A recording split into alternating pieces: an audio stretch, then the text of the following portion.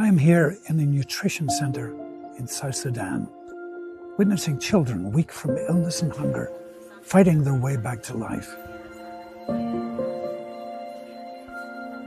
I see this, small enough to fit in the palm of your hand, but powerful enough to help save the life of a severely malnourished child growing weaker by the day.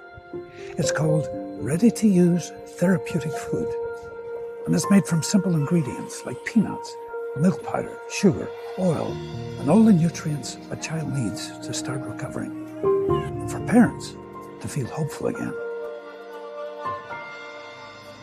For years, UNICEF has been delivering this life-saving therapeutic food to children in some of the most remote and difficult places on earth. Places just like where I am now.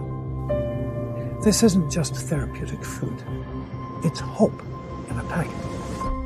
It's a second chance at life. And the truth is, this kind of life-saving support only happens because people like you choose to help.